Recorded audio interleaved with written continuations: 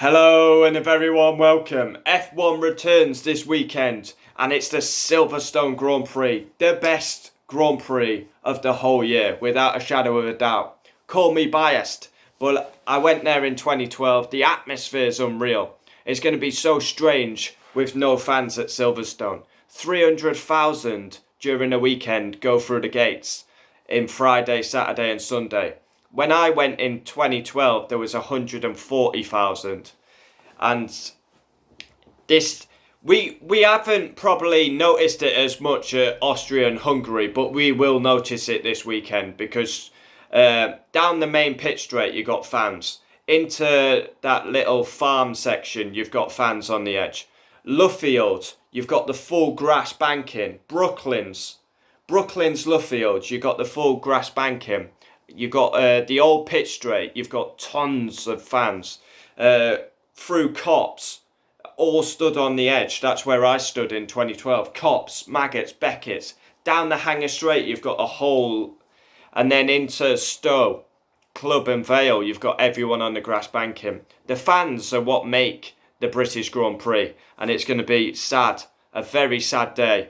But I am looking forward to it. We've had a week off. F1 returns. We got back-to-back Silverstone Grand Prix. Then we're meant to go to Spain, but there's been a spike of coronavirus.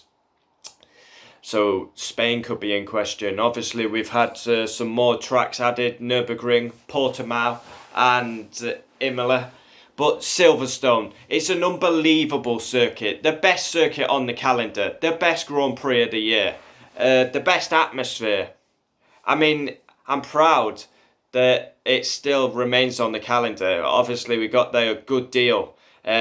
Favourite going into the weekend will be Lewis Hamilton. Valtteri Bottas won in Austria and Hamilton wins in Austria and Hungary.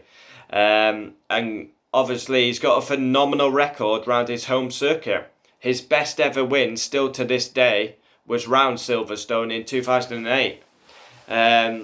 In my opinion, but... We've got a great weekend ahead, but without the fans, it's going to be very peculiar. We've got Giovinazzi and Kimi Räikkönen in the Alpha. They really need to up their game, Alpha. They're arguably the slowest car. We've got Williams. They look better in qualifying than they do in the race. Alpha Tauri, a bit hit and miss, if you ask me. Gasly had amazing reliability issues at Hungary. Kvyat had a tough start, I would say.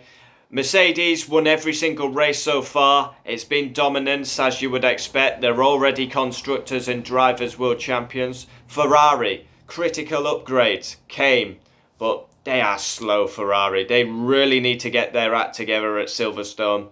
They've made some changes, so let's see how their performance is. Albon could have arguably won a race, should have been on the podium. It's not gone well for Ali Albon. Been getting battered by Max as well. Max, good race in Hungary.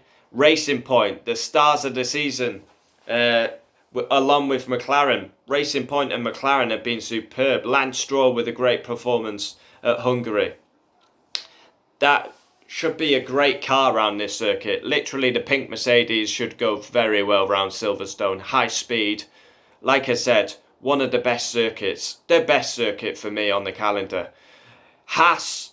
Haas. Like, what's happening with Haas? Surely Grosjean is going to be out. Rumour has it Perez could go into that seat if Vettel does sign for Racing Point that leads into Aston Martin. Yeah, you've got Renault as well. Interesting. I'm buzzing for this weekend. Every time Silverstone comes round, it's just the home of British motorsport. I cannot wait for the weekend. But it saddens me that there's going to be no fans there. I mean, the track is unbelievable. You go down the pit straight. Abbey, flat out. Not even a hint of a lift. Then you come into the tricky section, which I think is maybe the worst bit of the circuit. You go into like the village section, you've got to pull it back to the right side. Then you go through that corner, which is the worst. Then you go onto Wellington Straight, open the DRS, good overtaking opportunity. Then you come into Brooklands and Luffield, the never-ending right-hander. Then you go down the old pit straight. And one of the best sequence of corners is from Brooklands, Luffield, down the old pit straight, into Copse, easily flat, Maggots, Beckett's. You don't even have to lift till you get to the last bit. Then open the DRS again, down the Hanger straight. You've got all the fans to your left-hand side. Into Stowe, fans on the grass bankings and in the grandstands. You can really see that when the cars go through there. Then you slow it down, you come into Club and Vale to end the lap. But what a circuit, what an atmosphere. But this, we're going to see it. Austria, Hungary, obviously we had no fans. But this Grand Prix, we're going to notice it more than ever. Because Silverstone is the most attended Grand Prix. I probably am biased, but for me, everyone I know has Silverstone at least in their top 3 tracks on the grid. I mean, it's a phenomenal circuit. High speed, has everything. The atmosphere, the fans, the attendance. It's got everything. And we've got a British driver who's dominating the sport. So it just... But yeah, it's very painful not to see the fans. I'm looking forward to the weekend. Cannot wait for this. It's going to be a Mercedes dominance fest again. No doubting in my mind. It's going to be interesting to see what Ferrari produce. Are we going to have a bit of wet weather as well? Always rains at some point at Silverstone. And yeah, definitely going for a Lewis Hamilton win because he absolutely dominates around this circuit. Join me for qualifying reaction, race reaction and driver ratings for the British Grand Prix. And then literally we do it this week. Next week we have the British Grand Prix again. It's crazy, but what a circuit. Can't wait. Silverstone Grand Prix this weekend. Can't wait. Fired up. Come on, Lewis, lad. Get them 25 points in the bag. Thanks for watching.